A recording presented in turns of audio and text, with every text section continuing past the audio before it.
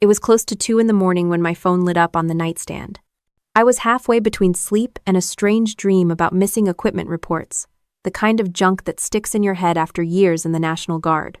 The ringtone was short, sharp, and didn't belong to anyone who usually called that late. I grabbed the phone, still groggy, and saw the name, Joanne. My younger sister. I answered, and all I heard was a broken whisper. Help. That one word shot me upright. I was instantly awake, no hesitation. I could hear her teeth chattering on the other end. Melissa, he left me. I was robbed. I'm stuck. I don't know what to do. Where are you? My voice was steady, but my hands were already shaking with adrenaline. A gas station, Miller's Junction, off Route 89. My phone's almost dead. I'm so cold. I didn't waste another second. Stay where you are, don't move. I'm coming right now. Lack. I yanked on yesterday's jeans and a heavy hoodie, jammed my feet into boots, and grabbed the keys. By the time I hit the driver's seat, my training had already kicked in. Check the fuel gauge. Check the road conditions. I had 120 miles ahead of me, and a snowstorm that didn't give a damn about family drama. The roads were empty, just me and the occasional semi-truck. Headlights cut through the snow like knives through fog. I pushed the speed as much as the ice would allow, gripping the wheel tighter than I had in years. Every few miles, I checked the time and cursed. Joanne had never sounded so small. We used to fight like cats when we were younger about clothes, about boys, about who got the bigger slice of pizza. But this wasn't that girl anymore. This was my sister calling from the edge of panic, stranded in the cold because the one person she should have been able to trust had dumped her like trash. The GPS said 40 more miles. It felt like 400. I leaned forward over the wheel, like somehow that would get me there faster. The heating blasted, but sweat was still running down my back. I kept replaying her words in my head. I was robbed. I was abandoned. By who? Why? When I finally saw the glowing sign for Miller's Junction, I slowed just enough to make the turn. The parking lot was nearly empty, except for a couple of trucks and a flickering neon sign that looked like it was one spark away from dying completely. Then I saw her. Joanne was curled up against the brick wall near the ice machine, wrapped in a thin jacket that was about as useful as tissue paper. Her hair was sticking out in every direction, and even from inside my truck, I could see her body shaking. I jumped out, the cold air slapping me in the face, and sprinted toward her. Joanne! That. Her head jerked up. Her face was pale, lips tinged blue, eyes wide with raw fear. She tried to stand, but her legs gave out. I caught her before she hit the ground. God, Melissa, I didn't think you'd make it. Of course I made it, I said, pulling her close, trying to share whatever body heat I had. What the hell happened? She shook her head, tears freezing on her cheeks. Marcus, he took my keys. He said I wasn't welcome anymore. He left me here. I felt something snap in my chest. Her husband, the guy who was supposed to protect her, had thrown her out in the middle of the night in February, like she was some stranger he'd picked up off the street. I opened the passenger door of my truck and got her inside, cranked the heat to max. She pressed her hands to the vents like she hadn't felt warmth in years. Are you hurt? I asked. Not physically. She hugged herself, still trembling. But, Melissa, he looked at me like he hated me, like I was nothing. I glanced at her, then back at the snowy road as I pulled out of the lot. The heater roared, but she was still shaking. I dug a blanket from the back seat and threw it over her. She curled into it like a child. We drove in silence for a while. The only sounds were the engine and her occasional sniffles. My brain was spinning.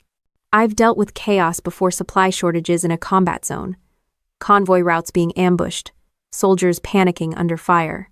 But nothing had ever prepared me for the sight of my sister, abandoned by her own husband, sitting outside a gas station like discarded luggage. When we passed the halfway point, I noticed her fidgeting with her wedding ring. Joanne only did that when she was hiding something. Talk to me, I said. What aren't you telling me? She turned her face toward the window, watching the snow blur by. He found out about the money. That made my stomach tighten. What money? She hesitated, then whispered. Mom's inheritance, the land, the shares in the trucking company. It's worth almost $1 million. I nearly missed a turn. You've been sitting on that kind of money and never told me? I was going to use it for the Veterans Fund, she said quickly. You know, the one that helped you and your unit after Afghanistan. I wanted it to be a surprise. I gripped the wheel harder, processing. Joanne had hidden an entire inheritance, not from strangers, but from her husband and from me. No wonder Marcus had lost his mind when he stumbled across it. And when you told him? I asked. She covered her face with her hands. He screamed, said I was stealing his future. Then he grabbed my keys, shoved me out, and drove off. For a second, I thought about slamming the brakes and turning the truck around. March straight into their house, drag Marcus out by the collar, and teach him exactly what happens when you dump a woman in a snowstorm. But years in uniform had taught me one thing. Don't go in blind. Know the terrain, know the enemy, and plan the strike. I forced my breathing steady. Joanne was safe for now. That was the priority. The rest I'd deal with once she was warm, fed, and out of shock. She leaned against the seat, eyes half closed. Melissa, he's not going to stop. He said he'd ruin me. He said he'd make sure I lost everything. I didn't answer. Not yet. But inside, the same part of me that once managed convoys through minefields was already calculating. This wasn't just a family spat. This was war, and Marcus had just picked the wrong damn opponent. I kept my hands steady on the wheel, but inside my chest it felt like I was carrying a live grenade. The heater blasted hot air, the road stretched in front of us, and Joanne finally let herself sag against the seat, her face pale under the dim dashboard glow. Her voice was shaky but clear enough now. I didn't want you to find out like this. Mom left more than the farmhouse we sold. She had land in Vermont, stock in Midwestern freight, and bonds she'd been hiding since the 80s. I didn't know how to tell anyone. I thought if I kept it quiet, I could do something good with it. Moo. I shot her a quick glance. Good as in what? Her hands twisted the blanket. The Veterans Fund. The one you talked about all those years. I wanted to donate most of it there, quietly, no big announcement. Just help the people who came back broken and never got the support they deserved. I blinked at the windshield, snowflakes catching in the beams. On one level, I respected the hell out of that. On another, I couldn't believe she thought keeping it a secret was a smart idea. And you thought Marcus would be fine when he found out you'd erased his payday from the equation? I wasn't erasing anything. She shot back, a hint of fire in her voice now. It wasn't his. It was mine. Mom left it to me. He had no claim. I tightened my grip on the wheel. Joe, you're right about the law. But you've been married to the guy for years. People don't always care what's legal when they think they've been cheated. She pulled the blanket closer and stared out into the dark. I thought maybe he'd understand if he knew it was for the veterans. He pretended to listen, then he just snapped. Said I was selfish. Said I cared more about strangers than my own family. He took my purse, grabbed the car keys, and left me standing in the driveway. The knot in my stomach turned to stone. He robbed you? He took everything. Cash, cards, even my phone charger. He left me the phone so I could figure it out on my own. I shook my head. That man's not just selfish. He's dangerous. And dumping you 120 miles away in the middle of February? That's attempted homicide by frostbite. She tried to laugh, but it came out more like a sob. When he drove off, he just glared at me like I was some kind of thief. I couldn't believe it. Like I was stealing from his future. I focused back on the road, jaw locked. I'd seen betrayal in combat, but betrayal in your own living room cut deeper. The truck rumbled over the frozen pavement, and every mile I drove, the more I wanted to break something or someone. She sniffled. I kept thinking about calling the cops, but what would I even say? That my husband tossed me out in the snow because I wouldn't let him gamble away my inheritance? I almost slammed my fist into the steering wheel. Yes, that's exactly what you should say. But don't worry, I'll handle that conversation when the time comes. Joanne turned her head, studying me. You're serious, aren't you? You'd really step into this? You're my sister, I said flatly. I've spent half my career protecting strangers in deserts halfway across the world. You think I'm going to sit here and let some con man treat my own blood like a doormat? She let out a shaky breath and stared at her ring again. I'm scared, Melissa. He said if I didn't back down, he'd take me to court. He knows lawyers. He said hiding assets is fraud. That made me laugh. Sharp and humorless. Marcus, the guy who can't even keep a job? Suddenly an expert on financial law? Please. The only thing he knows about fraud is first-hand experience. Her eyes flicked to mine, a mix of fear and hope. You think he's bluffing? I think he's desperate. And desperate men always overplay their hand. The miles crawled by, but the air in the truck felt heavier than the storm outside. Joanne leaned her head against the window. Her reflection looked older than she really was, like one night had carved years into her face. I cleared my throat. So he found the paperwork. How? He was helping me sort old boxes for tax season. I should have known better. He saw the deed, the appraisal papers. I tried to explain, but once he realized how much it was worth, he exploded. Figures, I muttered. Guy wouldn't recognize loyalty if it smacked him in the face, but he can sniff out dollar signs like a bloodhound. That. Joanne hugged her blanket tighter.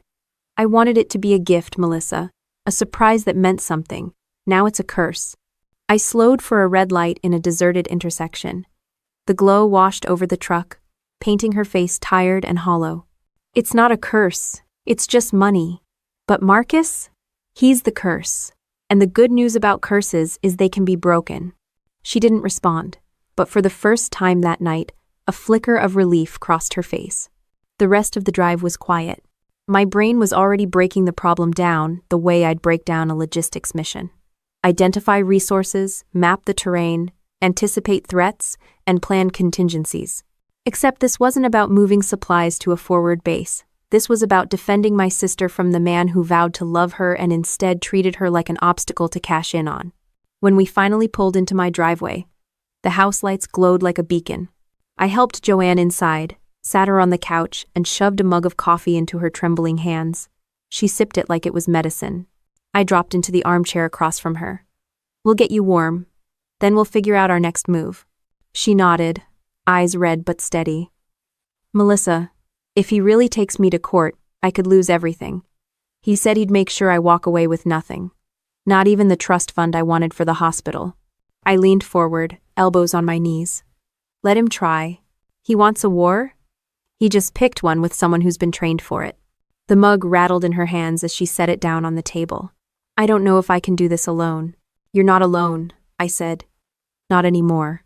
The coffee in her mug had gone cold, but Joanne still held it like it was keeping her alive. I'd spent enough nights in briefing rooms to recognize the look. She wasn't just exhausted. She was bracing for something worse. Her voice cracked as she finally said it. Melissa, he told me he's going to sue me.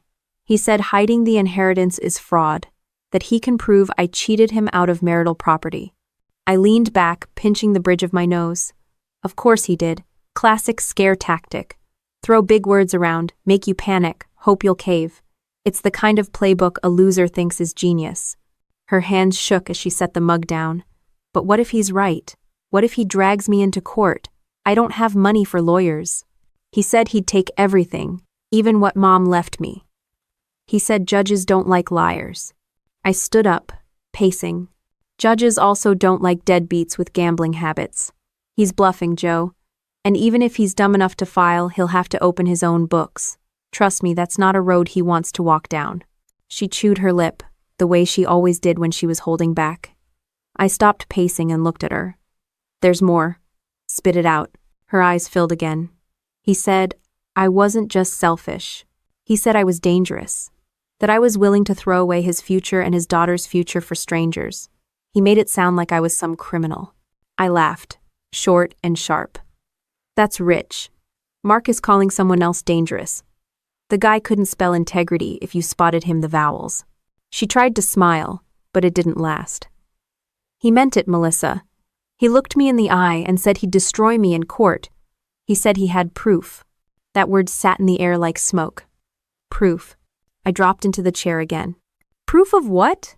That you didn't run to him waving your mother's paperwork the day she died? That you wanted to donate money to a cause instead of his bookie? What's he going to show a judge his DraftKings account? Her shoulders slumped.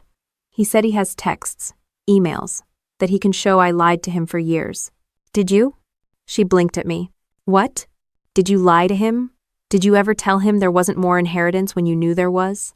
She looked down, twisting her ring again. I avoided it. I said Mom's estate was complicated, that the farmhouse was the main thing. I didn't tell him about the rest. I exhaled through my teeth. That's not fraud. That's called keeping control of your own damn property. He wants to play lawyer? Fine. But he's not going to like discovery when it drags out his financial mess. Iced it. The word mess seemed to sink into her. She stared at the table, tracing circles in the condensation from her mug. You think he's hiding things too? I don't think, Joe. I know. She looked up at me like I'd just offered her oxygen. How? Because I've seen this before. Guys who shout the loudest about being wronged usually have the most to hide. It's like in the Guard, every soldier who whined about being accused of cutting corners was always the guy who forgot to file his reports. Marcus is no different. Her laugh was bitter. So what? He's bluffing. He's desperate. And desperation makes people sloppy. She rubbed her temples. Melissa, I don't think you understand how angry he was. He told me if I fought him, he'd drag my name through the mud. He said he'd make me look like a greedy liar in front of everyone. I leaned forward, elbows on my knees. Then let him try. You think the neighbors are going to believe his sob story when the repo man's been circling his driveway for months? You think a judge will side with a guy who can't keep a job because he keeps cooking the books? Joe, the only mud he's got is the kind he's already standing in. Her face softened a little, but the fear didn't vanish. I can't do this, Melissa. I don't have your backbone. I'm not a fighter. I shook my head. Don't sell yourself short. You've been putting up with his crap for years. That's tougher than half the training I ever went through. And lucky for you, you don't have to fight him alone anymore. Silence hung between us. I could see the weight on her, the way betrayal had gutted her. In Afghanistan, when supply lines broke and morale tanked, we always told each other, stay calm, stick to the plan, survive the night. That's exactly what I needed Joanne to understand now. Her phone buzzed on the coffee table. She jumped, nearly spilling what was left of her coffee. The screen lit up with a name, Marcus. Don't answer, I said immediately. She stared at it like it might explode. It buzzed again, then again. Finally, it went dark. She let out a long breath she'd been holding. He's not going to stop, she whispered. He's going to keep coming until he gets what he wants. I leaned back, folding my arms. Then we make sure he never gets it. You've spent too long reacting. Now we go on offense. I tagged. Joanne looked at me like she didn't quite believe I was serious. But she'd seen that look in my eyes before, the same look I had before a convoy, before a supply run into hostile territory. She knew I wasn't bluffing. The storm outside pounded against the windows, wind howling like it wanted in. Inside, the air felt thick with something new, not just fear anymore, but the first spark of resolve. I stood up and pulled my notebook off the counter. Here's what we're going to do. You're going to write down every detail you remember, what he took, what he said, every threat. Don't leave anything out. Meanwhile, I'm going to start checking his trail. If he wants to drag this into the light, fine. Let's see how much sunlight he can handle. Joanne looked down at her hands, then back at me. Her voice was soft but steady. You really think we can beat him? I met her eyes without flinching. No, I don't think. I know. Adair. I opened the notebook and started jotting down names, dates, and the details Joanne spilled out like broken glass. She described the threats, the way Marcus had twisted his face in rage, and every word he'd spat about taking her to court. I wrote it all, my pen moving fast, the same way I'd take notes during intel briefings. When she finally slumped back into the couch, I took a deep breath. All right, now it's my turn. I pulled my laptop onto the table, flipped it open, and started digging. Military life teaches you a lot about how to track people using open source records. It's not about secret access. It's about knowing where to look. People leave a trail. Marcus was no exception. Joanne hugged the blanket tighter. Melissa, what are you even looking for? The truth. And trust me, he's left fingerprints all over it. Within minutes, I had his employment history pulled up from a public search. Marcus hadn't just quit his last job at a Denver logistics firm, he'd been terminated. Reason: financial irregularities under investigation. I let out a low whistle. Well, look who got himself kicked out of the candy store. Joanne leaned forward, eyes wide. What does that mean? It means your husband's a thief. He was skimming or cooking books and they tossed him before calling the cops. My bet? He cut a deal to leave quietly. She covered her mouth. He never told me. He just said the company downsized. I clicked through more entries, chasing breadcrumbs, payday loans, 2 different companies, both with active collection notices. A string of gambling transactions on DraftKings, FanDuel, and some sketchy offshore sites. Each one like a neon sign screaming addiction. Jesus, Joe. He's not just broke. He's underwater. I'm surprised the man hasn't started selling plasma. Her face went pale. He kept telling me he was looking for work, that it was just a rough patch. I believed him. I thought maybe he was stressed about bills. I spun the laptop so she could see the screen. This isn't stress. This is a pattern. He's been living like a parasite, waiting for your inheritance to bail him out. And when he realized you weren't handing it over, he snapped. She shook her head slowly. I can't believe I didn't see it. All the late nights, the excuses, the lies. I just thought he was ashamed. I thought if I gave him space, he'd come clean.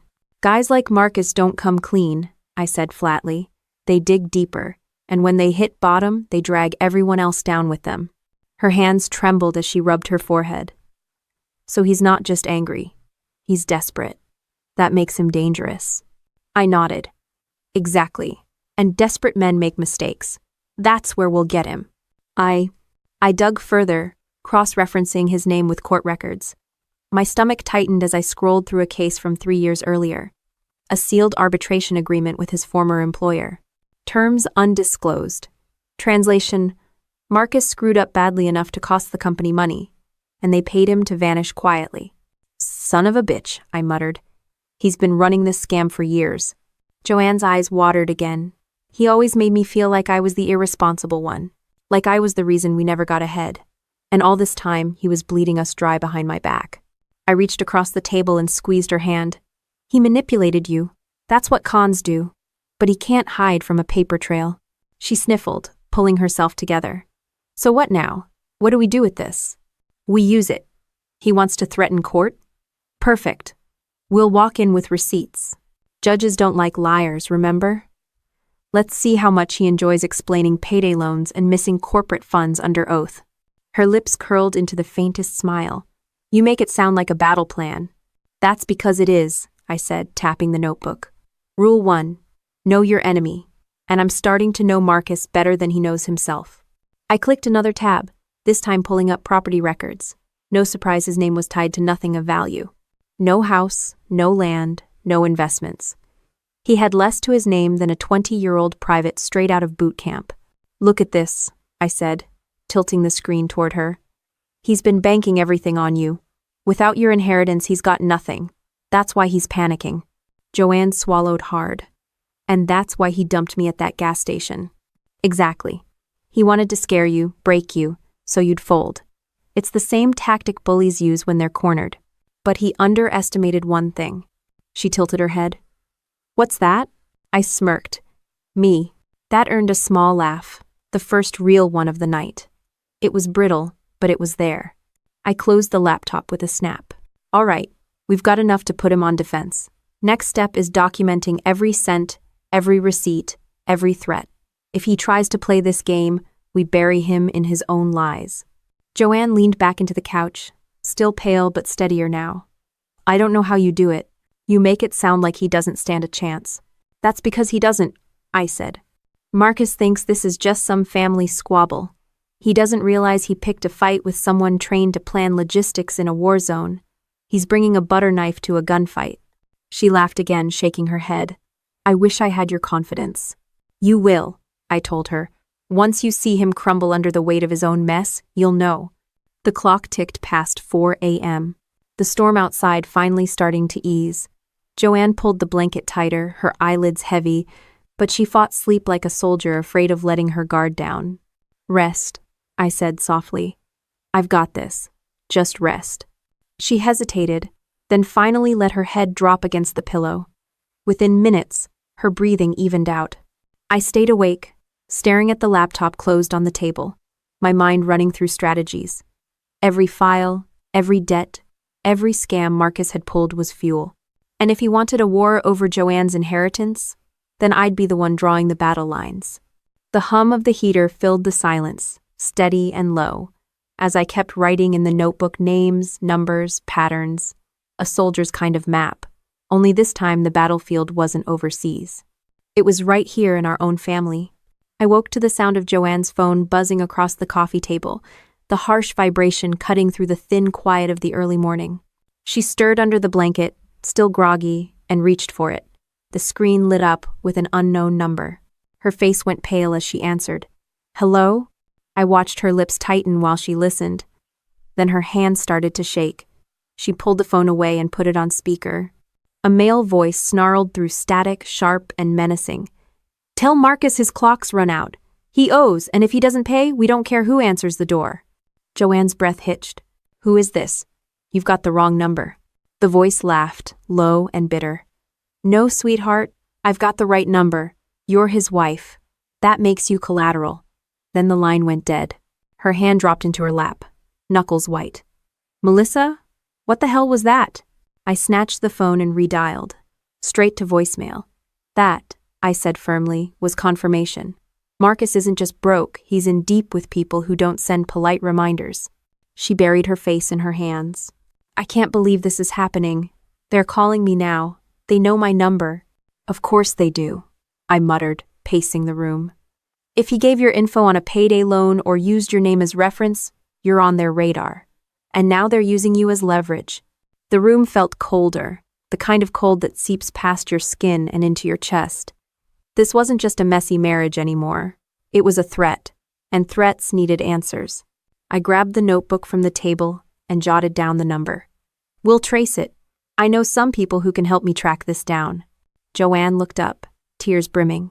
"Melissa, I don't want you getting dragged into this." "Dragged in?" I snapped. "He left you stranded at a gas station in the snow. You think I'm going to sit back while strangers threaten you in your own home?" She flinched, then nodded quietly. I softened my tone. "We're not victims here, Joe. We're going to turn this around, but you need to be ready for what we might find." Her shoulders slumped. "I don't know how much more I can take." "You'll take it," I said, "because you've got me. And I've seen worse than some back alley loan sharks." The words weren't just for her, they were for me too. I'd spent years in places where fear was currency, where people folded under pressure because they didn't believe they could fight back. I wasn't about to let my sister fold. By mid-morning, I had 3 missed calls from the same number. Each left a voicemail, each uglier than the last. Promises to visit, threats about breaking what Marcus can't pay, and one particularly colorful warning about fire. Joanne sat hunched on the couch, arms wrapped around herself. "If they come here, they won't." I cut her off. "Not unless they want to meet a woman who can clear a room in 15 seconds flat." She cracked the smallest smile, shaky but real. "You sound just like Dad when he used to chase off the high school punks." "Yeah, but Dad didn't have military training and a Glock in her duffel bag." Her eyes widened. "You brought your service pistol?" "Of course I did," I said deadpan. "You think I drive cross-state at midnight unarmed? Come on." That earned me another weak laugh, which was exactly what I needed her to do. But humor aside, the situation was serious. Marcus hadn't just failed his marriage, he'd entangled Joanne in debts tied to men who thrived on fear. And now, their spotlight was on her. I started a list in my notebook. Marcus's employers, payday loan companies, online gambling accounts. The goal was to map his entire mess. When you know the terrain, you know where to strike. Joanne finally broke the silence. "What if Marcus drags me into court? What if he says I was hiding money?" I shook my head. "That's his fantasy. Courts run on evidence, not tantrums. You've got the deeds, the paperwork, and you've got me. He's the one hiding crimes, not you." She exhaled slowly, as if that reassurance gave her the air she hadn't realized she was holding. The doorbell rang then, sharp and unexpected. Both of us froze. I moved first, motioning for her to stay put. I peered through the window. A man in a cheap jacket, holding a clipboard. His car idled on the curb with no company logo, just rust and dents. "Debt collector." I opened the door but stepped halfway out, blocking his view inside. "Help you?" He gave me a plastic smile. "I'm looking for Joanne Miller. She's listed on paperwork tied to Marcus Miller. He's behind on a repayment schedule, and we're authorized to—" "Stop right there," I said flatly. "You're not authorized to do jack on this porch. You want Joanne? You call her lawyer? You set a court date? You don't show up at her door making threats. The smile slipped. Ma'am, I think you misunderstand how this works. No, I snapped, stepping closer. I understand perfectly. You're here to scare her into paying debts that aren't hers. But here's what you don't understand, she's got me. And I don't scare. His eyes flicked to the military dog tags at my neck, then back to my face. The smile was gone now, replaced by irritation. I'll make a note of this visit. You do that, I said, shutting the door in his face. Joanne rushed over, whispering urgently. Melissa, you can't just… What if they come back? Let them, I said, locking the deadbolt. Next time I'll have my phone recording and they'll be on YouTube before they hit the sidewalk. Her laugh burst out before she could stop it. You're insane. Insane works, I grinned.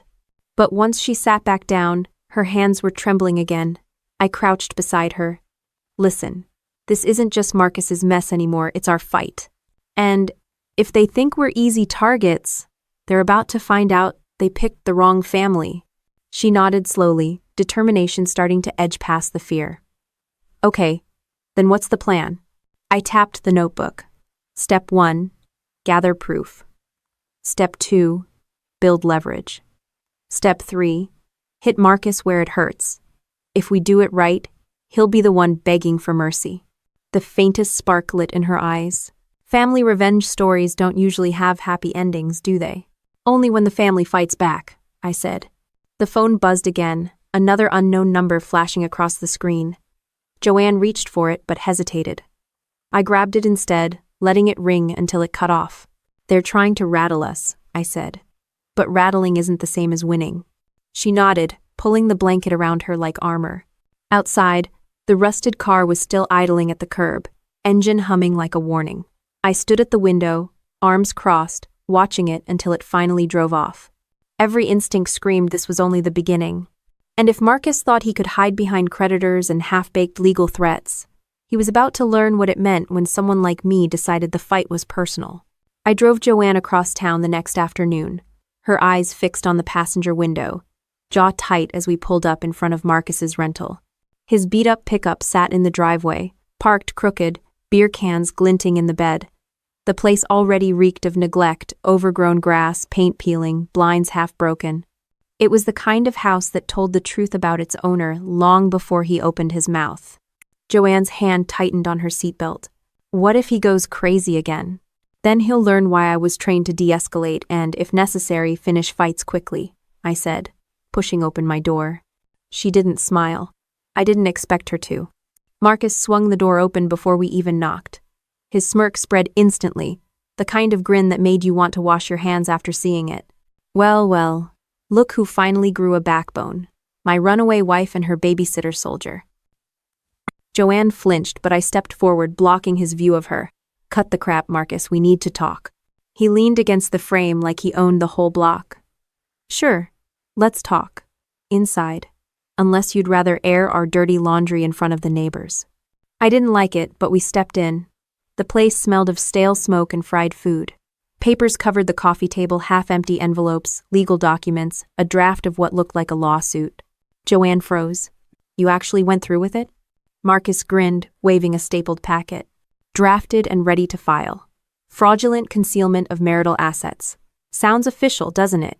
You think a judge won't take one look at your hidden money and hand me half? I kept my voice even. You might want to be careful, Marcus. Courts dig deep. They'll pull employment records, bank statements, restitution agreements. You sure you want them looking at yours? His grin faltered for a half-second, then snapped back. I don't know what you think you found, soldier girl, but I've got rights. Joanne can't just throw me away like some piece of garbage. Garbage doesn't threaten women at gas stations, I said. Garbage doesn't sick debt collectors on family members. Garbage knows it belongs in a can. You, on the other hand, are trying to act like you've got leverage when you've got nothing but overdue bills. Howard. His eyes narrowed. You think you know everything. I stepped closer, lowering my voice. I know you were fired for cooking numbers at your last job. I know you've got payday loan companies breathing down your neck. I know about the gambling sites, the restitution payments, the arbitration you signed so your old company wouldn't drag your name through court. You want to test me, Marcus? File that lawsuit. Let's see who comes out of discovery still standing. End quote. The color drained from his face before he masked it with anger. You've been digging into me? Call it recon, I said. And I've got enough to sink you before you even get to trial. Joanne finally found her voice. Marcus, how could you? All this time you made me believe I was the problem. You said we were broke because of me, because I wasn't giving you access. But you're the one who's been lying. He sneered, turning on her. Don't play innocent, Joanne. You hid money. You kept secrets. You think you're better than me? She shook her head, tears streaking her cheeks. I never lied to destroy my family. Marcus slammed his fist on the table, rattling the coffee cups. You owe me. I've carried you for years. No, I cut him off. You carried her into debt. Big difference. His eyes locked on me, jaw clenching. You don't get to come in here and act like some hero. This is between me and my wife. Wrong, I said, calm but sharp. The second you abandoned her in the cold and let thugs call her phone, it became my business. And trust me, Marcus, you don't want me in your business. For the first time since we walked in, he sat back, silent, chewing on his rage. Joanne straightened a little, her voice steadier. I want you out of my life, out of my house, out of everything. You're not going to touch a cent of my inheritance. Marcus laughed, harsh and forced. You think you can just erase me? You think you've got the guts? She lifted her chin. I have my sister. The words hit harder than I expected. Her voice, fragile just hours ago, carried a steel edge now. She wasn't hiding behind me, she was standing with me. Marcus sneered again, trying to regain ground. You'll regret this. Courts, creditors, they'll tear you apart. And when they do, don't come crying back. I leaned in close, my voice low enough that only he heard. If you push her again, Marcus, I'll make sure every one of your debt collectors has copies of your employment records, gambling accounts, and that arbitration deal. They'll eat you alive before you ever step foot in court. His lip curled, but he didn't speak. I straightened, motioning to Joanne. We're done here. She moved toward the door, her back stiff but unbroken. Marcus didn't follow. He just sat, glaring, his hands gripping the lawsuit draft until the paper crumpled in his fists. Once outside, Joanne let out a shaky breath. Melissa, I've never seen him like that. You scared him. That was the point, I said, guiding her to the truck. He needed to know he's not in control anymore. She slid into the seat, still trembling but lighter somehow, as if the weight of his manipulation had finally started to lift. I got behind the wheel, started the engine, and checked the mirrors. For a moment, Marcus's silhouette lingered in the window, watching us leave like a man who'd just realized his empire was crumbling. Joanne whispered, almost to herself, I'm not afraid of him anymore. I tightened my grip on the wheel. Good, because the real fight is only beginning. And this time, we're the ones holding the high ground. The road stretched out ahead, clear and cold. But for the first time in days, the air inside the truck felt a little less heavy. The drive back home felt like silence was glued to the windows. Joanne leaned her head against the glass, watching the snowy suburbs slide past. But her eyes weren't seeing houses, they were replaying every word Marcus had thrown at her. I knew that look. I'd seen it before, though not on her face. I'd seen it on soldiers sitting in the dust of a blown-out village, faces hollow from betrayal. I gripped the wheel tighter, jaw locked.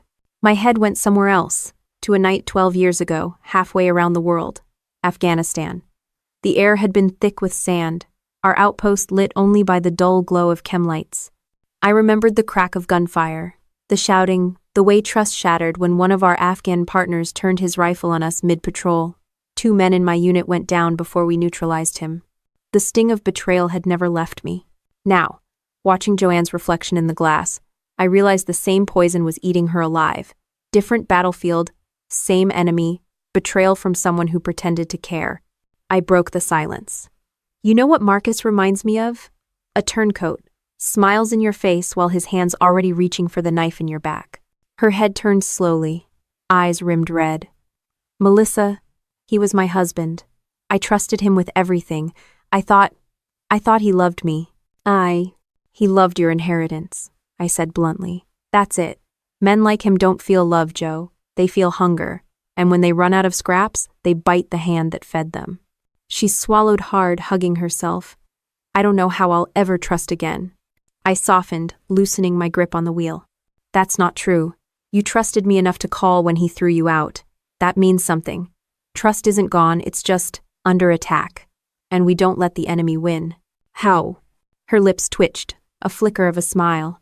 You sound like you're still in uniform. I shrugged. Some wars never end. They just change locations. The rest of the drive passed with fewer words. By the time we pulled into her driveway, dusk had settled like a gray blanket over the neighborhood. The house looked small and worn, but at least it was hers, and it was safe for now. Inside, I dropped my duffel near the couch and started a fire in the old brick fireplace. Joanne sat at the table, shoulders hunched, staring at her wedding ring. She twisted it off and set it down, the tiny band clicking against the wood. That's done, she whispered. I sat across from her. Good. Now let's talk about what comes next. Her eyes flicked up. What if he fights me? What if he really does take this to court? Then we bury him with his own lies, I said, pulling the notebook back out. Marcus isn't a mystery anymore. He's a pattern of bad choices, with a criminal record waiting to be unsealed. He can't win in court unless you roll over. She nodded slowly, still staring at the ring. You make it sound so simple. It is simple. Not easy, but simple. The fire crackled, throwing warm light across the room. I leaned forward, elbows on the table. I need you to remember something. You are not weak. You've been carrying his weight for years while he lied and gambled and threatened you. That takes strength, Joe. More than you give yourself credit for. Her voice cracked. Then why do I feel so broken? I reached across and gripped her hand. Because betrayal hits like shrapnel. It cuts deep, even when you survive the blast. But broken doesn't mean finished. It just means you've got scars. And scars mean you lived through hell and kept walking. For a long moment, we sat in the glow of the fire, the air thick with everything unspoken. Finally, she whispered, Melissa, I need to know something. If this gets worse, if he doesn't stop, will you really stand with me? I didn't hesitate. I stood with brothers in combat who'd only known me for 6 months. You're my sister. I've known you my whole life. There's nothing on earth that could make me leave you standing alone. Her shoulders shook, tears spilling. But this time it wasn't the broken sob of fear, it was release. She leaned across the table and hugged me hard, clutching like she finally believed she wasn't abandoned. I hugged her back, whispering into her hair. He won't win. Not while I'm breathing. When she pulled away, her eyes were wet but clear. For the first time since this mess started, I saw something in her that looked like resolve. She wiped her cheeks, her voice steadier. Then let's fight him. Let's make sure he never hurts me or anyone again. I smirked. That's the spirit. Welcome to the war room. She actually laughed at that, shaking her head. Only you would call divorce a war. It is when the other side plays dirty, I said, and Marcus plays filthy. I leaned back, letting the warmth from the fire sink into my bones. The memory of Afghanistan still lingered, faces, dust, betrayal, but it no longer felt like just a ghost. It felt like training. Like every scar had prepared me for this exact fight.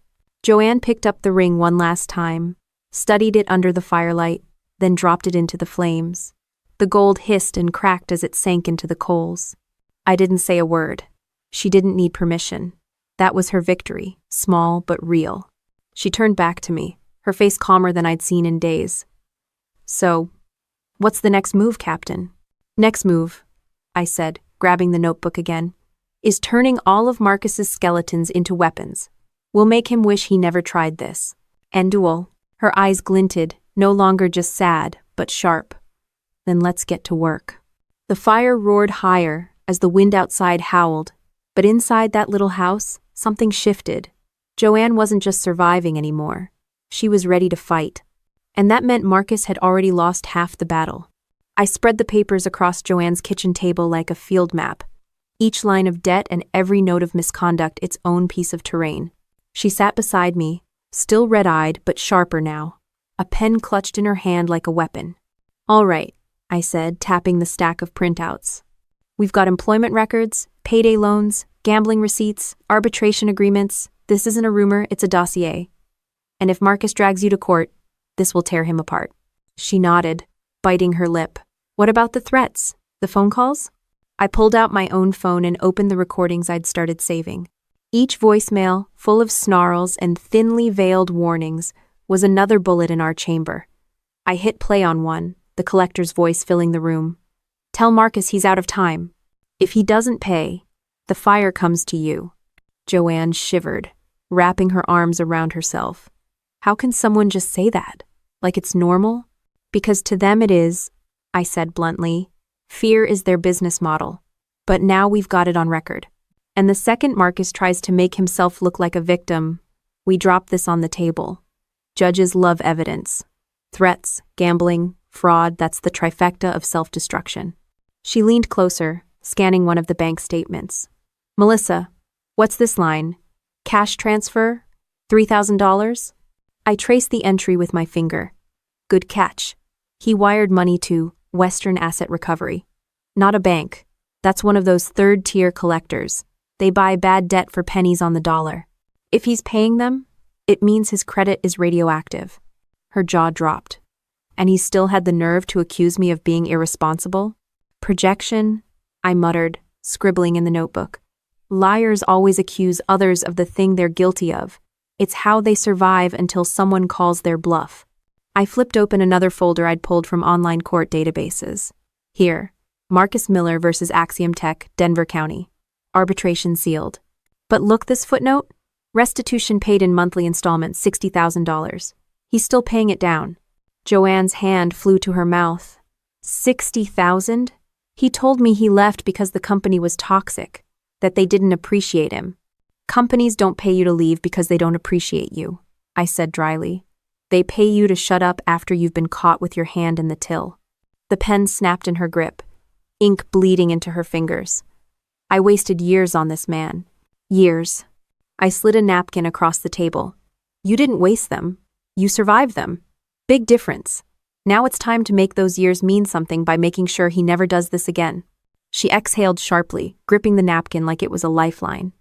So how do we use this? What's the actual plan? Step 1, I said, flipping to a clean page in the notebook. We line up all the evidence in a timeline, show a clear pattern of fraud, gambling, debt. Step 2, we take copies to an attorney, someone who knows family law cold. Step 3, we confront him again, but this time on our terms, with the lawyer backing you. That way, he can't spin this as just a domestic spat.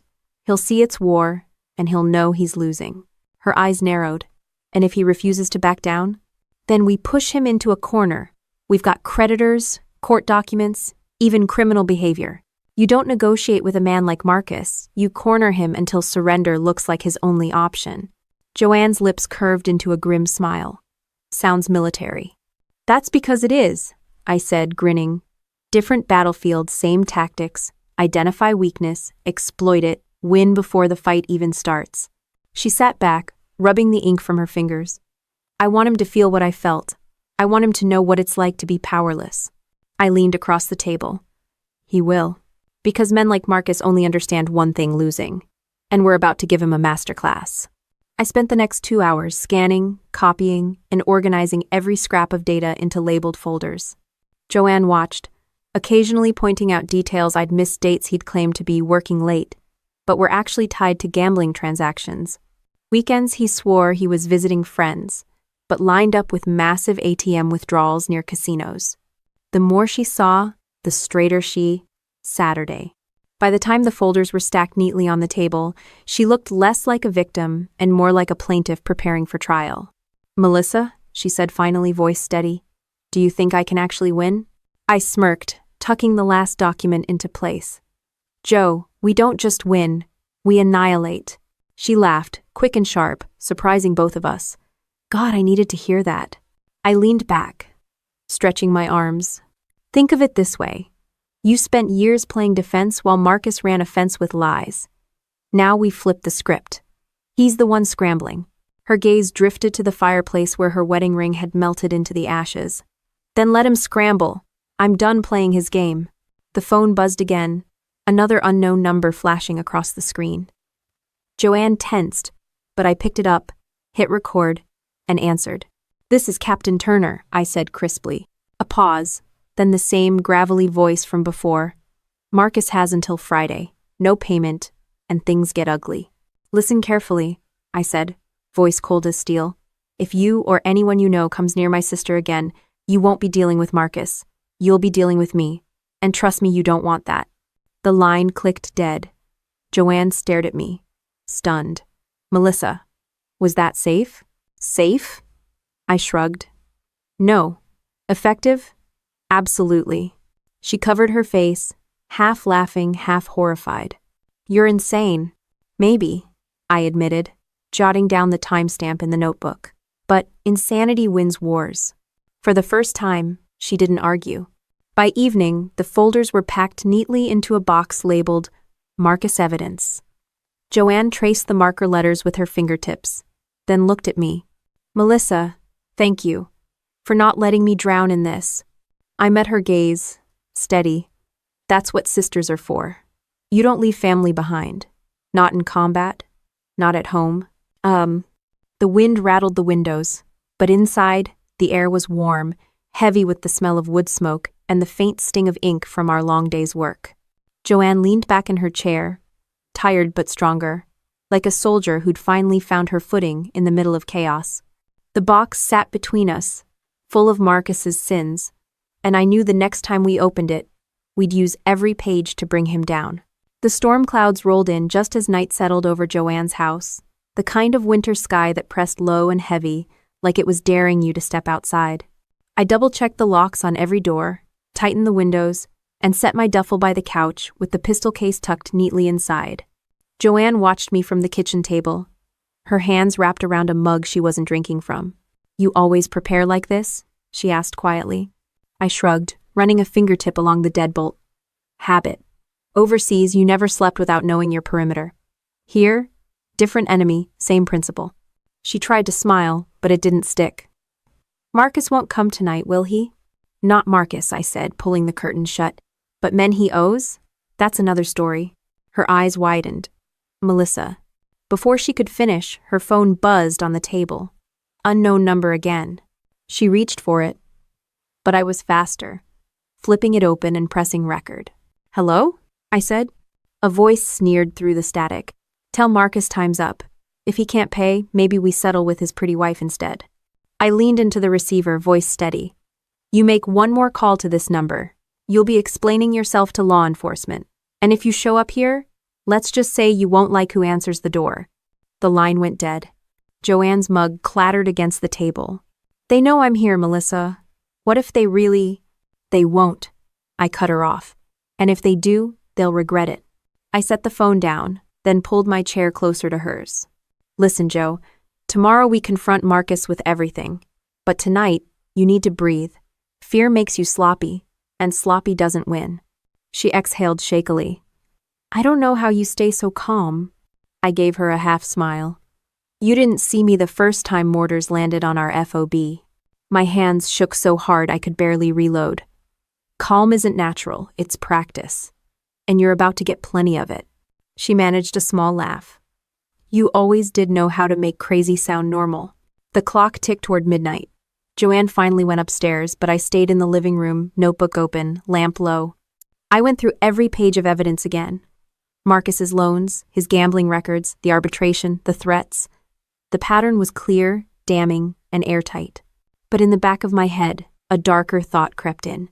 Marcus wasn't just desperate. He was reckless. And reckless men didn't always wait for courts to decide their fate. The wind rattled the window just as headlights flashed across the front yard. My chest tightened. I killed the lamp and crouched near the curtain, peeking outside. A black sedan idled at the curb. No logo, no plates I could make out. The engine hummed low, steady. I slipped the pistol out of its case and kept it at my side. The car sat there for a full minute before pulling away, disappearing down the street. Joanne's footsteps pounded down the stairs. What happened? I saw lights. I holstered the pistol. Nothing, just someone turning around. It was a lie, but a useful one. She didn't need more nightmares tonight. She stared at me, eyes narrowing. You'd tell me if it wasn't nothing, right? I paused, then nodded. If it mattered.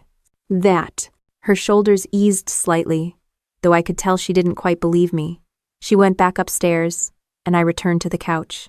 The house settled into uneasy quiet, the fire spitting occasional sparks.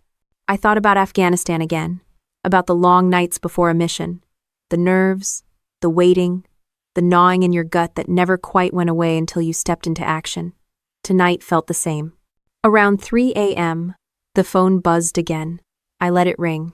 Whoever it was, they could stew in their own bile. By then, Joanne was finally asleep upstairs, her breathing steady enough that I could hear it faintly from below. I wrote one last line in the notebook before shutting it. Tomorrow, Marcus sees the battlefield for what it island, and he won't like the terrain. I set the notebook on the table, leaned back against the couch, and let my eyes close for a moment, listening to the fire crackle and the wind press against the walls. Sleep wouldn't come easy, but I didn't need easy. I just needed enough to face the storm head-on when the sun came up. And for the first time in weeks, Joanne wasn't the one keeping watch over her life. I was. Morning light cut across the snow, harsh and white, as Joanne and I pulled into the parking lot of her attorney's office. Neutral ground. Not Marcus's house, not hers. Somewhere public enough to keep him from exploding, private enough to lay everything out without an audience. She smoothed her coat nervously, clutching the folder of documents we'd spent nights assembling. "Melissa, what if he walks in here with some trick? Some lawyer ready to tear me apart? Then we bury them in evidence," I said, shutting off the truck. "Lawyers love clean paper trails, and we've got one that leads straight to Marcus's downfall." She nodded, but I saw her hands trembling as we walked inside.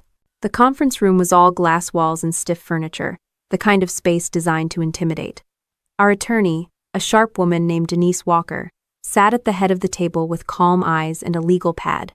Joanne slid into the seat beside her, clutching my hand under the table like she was about to board an aircraft in turbulence. 10 minutes later, Marcus swaggered in, his grin stretched too wide, his eyes darting like he'd already had 2 cups of liquid courage. He tossed a manila envelope onto the table. Fraud, concealment, emotional distress. My lawyer says this'll stick. Denise raised an eyebrow, sliding the envelope open with 2 fingers. She scanned the first page, then set it down. "Mr. Miller, if this is what you intend to file, I suggest you consider your own exposure first." Marcus laughed, leaning back. "Exposure? She's the one who hid money from her husband." I leaned forward, voice flat. "You mean the inheritance her mother left her? The property she had every legal right to manage? Or are you talking about the cash you burned through while gambling online under 3 different usernames?" His grin twitched, but he didn't flinch. "You don't have proof." Denise tapped the box of documents on the table. "We have proof, Mr. Miller. Records of your termination at Axiom Tech for embezzlement, payday loan contracts signed in your name, bank transfers to third-party collectors, gambling receipts tied to your personal accounts, and, most importantly, voicemails from debt collectors threatening Joanne because of debts tied to you. If you want this to go to court, it won't be Joanne on trial, it'll be you." For the first time, the color drained from his face. He shifted in his chair, sweat beading at his temple. "You can't just dig up my private life like that. You did that yourself," I said coldly. "We just followed the trail." "When?" Joanne finally spoke, her voice shaking, but steady. "Marcus, you lied to me about everything. You made me think I was selfish, that I was ruining us. And all the while, you were burying us in debt. I'm done. This ends today." He slammed his fist on the table, making the pens jump. "You can't erase me. I'm your husband. Half of everything is mine." Denise didn't even blink. "Colorado courts don't grant half of inherited assets to spouses, Mr. Miller. And fraud voids most claims before they even start. If you want to argue this in front of a judge, I welcome the opportunity. But I promise, you won't like the discovery process." He leaned back, sneering at me. "This is your doing. You poisoned her against me." I met his glare head-on. "No, Marcus. You did that when you left her shivering at a gas station. You did that when you chose a poker app over your marriage. You did that when you let collectors threaten her safety. I'm just the one making sure you face it." His mouth opened, then shut again, like he'd run out of words to twist. He looked at Joanne, searching her face for weakness, but found nothing. She sat straighter now, hands folded over the folder, chin lifted like she'd finally remembered she had a spine. Denise folded her hands calmly. "Here's what we're offering. You sign the divorce papers today. You waive any claim to Joanne's inheritance. In exchange, she agrees not to pursue charges related to your debts, gambling, or workplace misconduct. You walk away clean. It's the best deal you're gonna get. Marcus barked a laugh, but it came out hollow. And if I don't? I leaned forward, lowering my voice until it was just above a whisper. Then we hand every document in this box to your creditors, your former employer, and the district attorney's office. And when the collectors come knocking, don't look at Joanne. Look in the mirror. The silence that followed stretched tight across the table. Marcus's hands twitched against the armrest. He glanced at the envelope he'd brought, then at the box of evidence, then back at Joanne. You'd really do it? He asked, his voice smaller now. Denise answered smoothly. She doesn't need to. I will. Joanne's lips pressed into a thin line. Sign the papers, Marcus, and get out of my life. End of quote.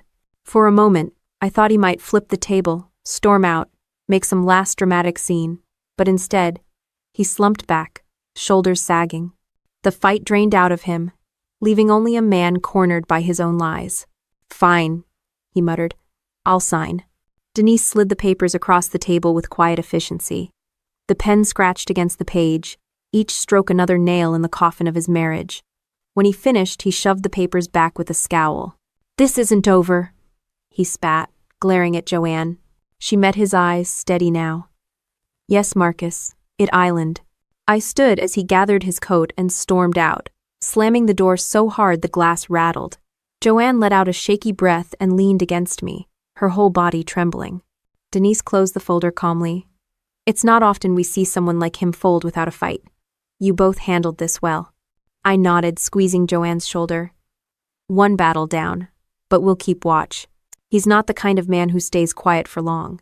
Joanne lifted her head, her eyes clear despite the tears shining at the edges. But at least now I'm not afraid of him anymore. I smiled faintly. That's what victory feels like. Outside, the snow had stopped, sunlight breaking through the clouds in sharp beams. Joanne stepped out of the office into the cold air, her breath visible, but her shoulders lighter. The fight wasn't over, but the tide had turned, and for the first time in months, she was walking forward without Marcus's shadow at her heels. The drive home was silent except for the hum of the heater. Joanne sat slouched in the passenger seat, the signed papers clutched in her lap like they might vanish if she let go. Her eyes were swollen, but her mouth was set, firm. When we pulled into her driveway, she didn't move right away. I killed the engine and waited. Finally, she let out a long, shaky breath. It's really over, isn't it? On paper, yeah, I said. But he'll need time to accept that reality. Men like Marcus don't handle losing well. She nodded slowly, staring at the house. At least it's my house again. Inside, the warmth of the fire greeted us.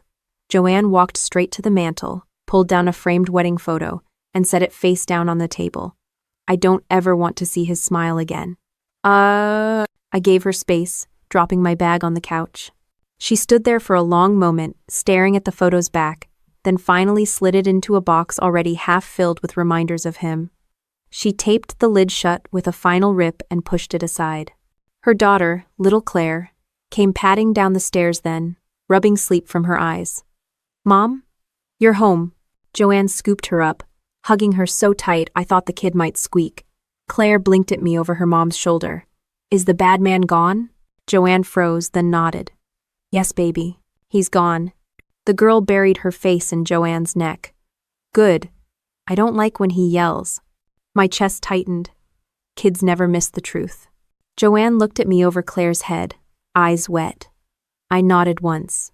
You both deserved better. Now you've got it.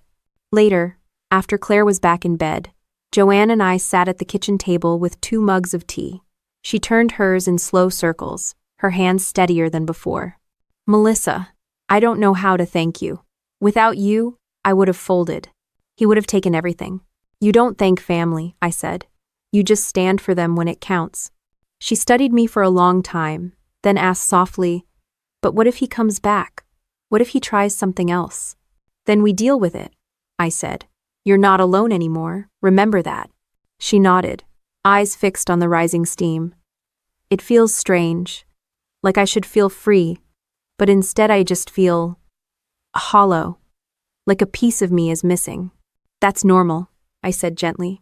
When you've been chained for years, sometimes the weight feels like part of you. But give it time.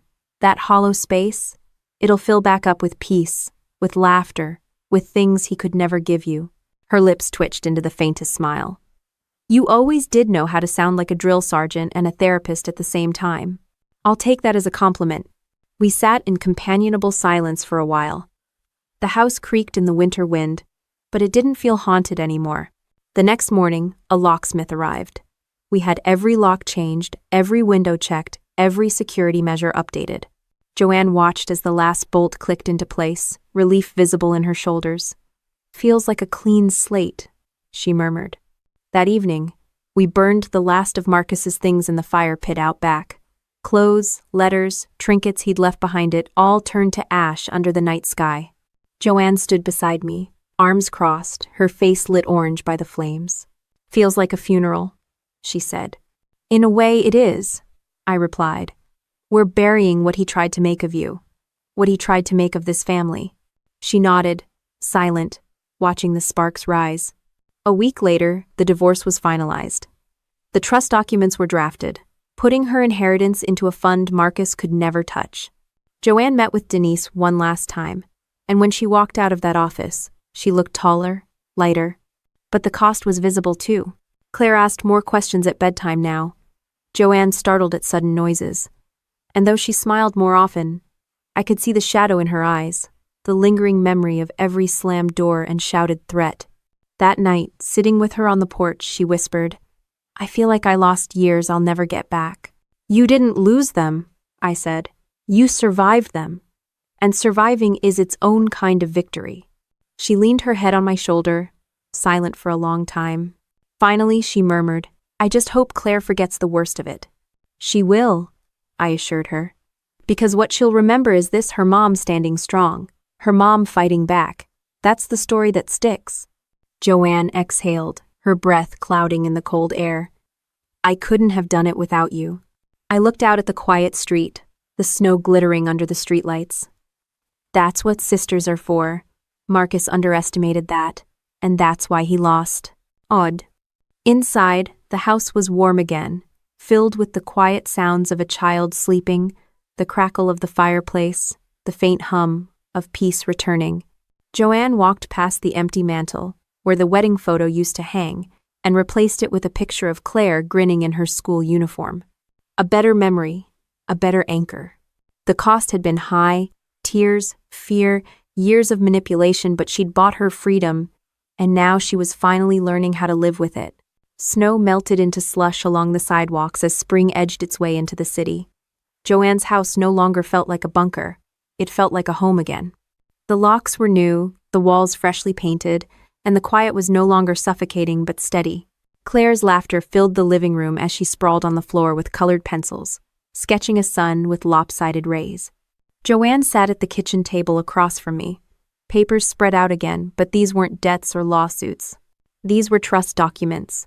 The attorney says it's airtight, she explained, sliding the packet toward me. The money will be in a fund under Claire's name, with provisions for education and long-term care. The rest, she hesitated, then smiled faintly, will be donated to the Veterans Relief Foundation. I flipped through the pages, nodding. It's solid. Marcus can't touch it, not now, not ever. You've locked him out for good. Her shoulders sagged, the kind of release you don't get from one deep breath but from months of grinding fear finally letting go. For years, I thought all I could do was protect the money from him.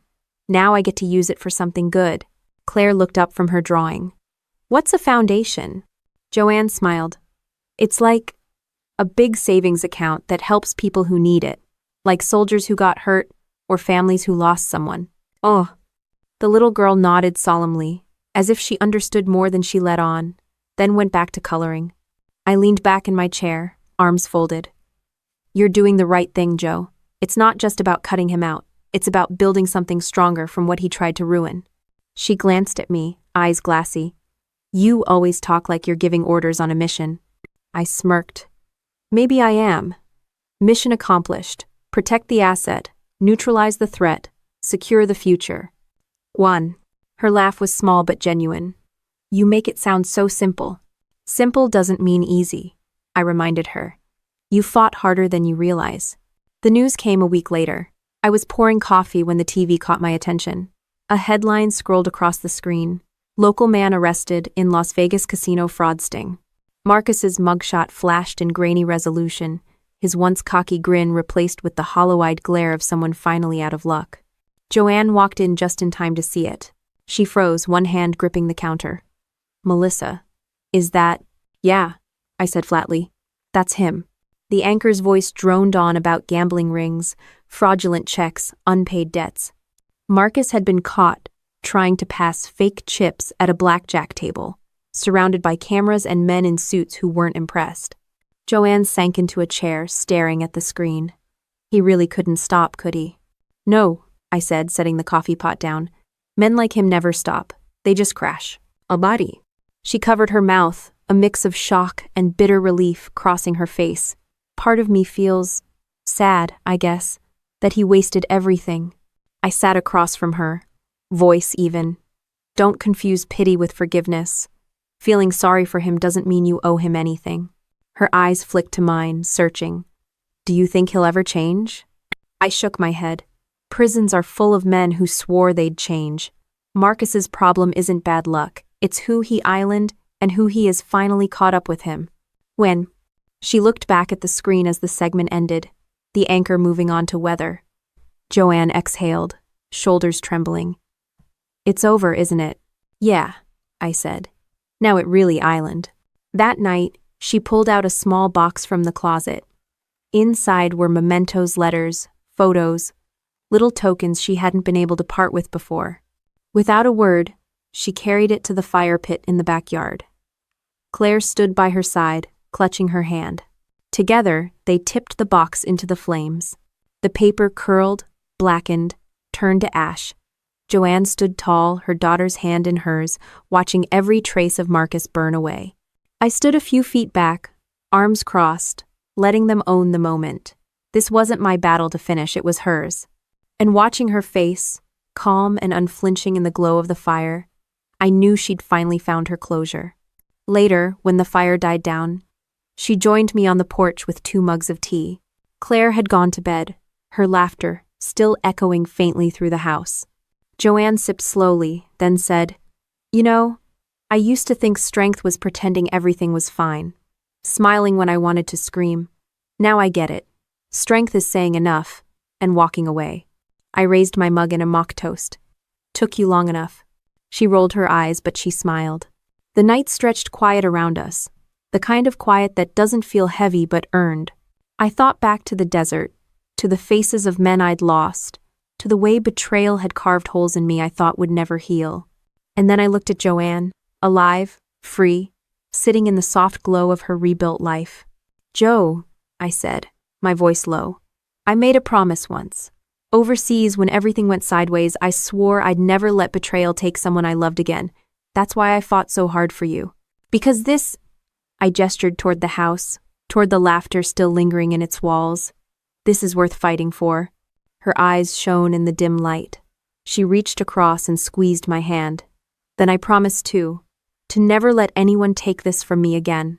The wind stirred, carrying the faint smell of smoke from the fire pit, the ashes of Marcus's last grip on her life drifting into the night. We sat there together, sisters bound not just by blood but by battle, sipping tea as if the world had finally stopped spinning so violently. And for the first time in a long time, peace didn't feel like a dream. It felt like home. Looking back on everything, it strikes me how battles don't always happen on foreign soil or in uniform. Sometimes the hardest fights are the ones waged inside your own family, in kitchens and courtrooms, against people who were supposed to love you. Marcus thought he could win by fear, by twisting Joanne's trust, by drowning her in debt, by turning her own life into a weapon against her. But fear only works when no one stands up to it. Joanne found her strength again, and she didn't find it by pretending she wasn't hurt.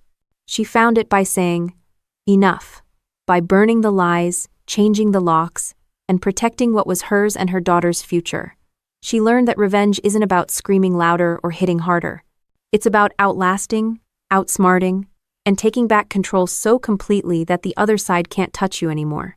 For me, It was a reminder of why I put on the uniform in the first place. Discipline, vigilance, loyalty, those weren't just lessons for war zones.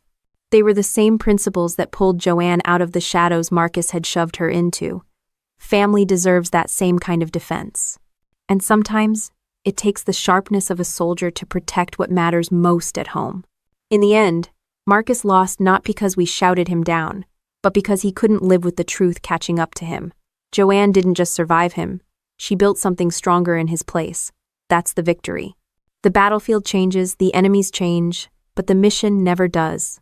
Protect the ones you love, fight for the truth, and never ever let betrayal be the final word.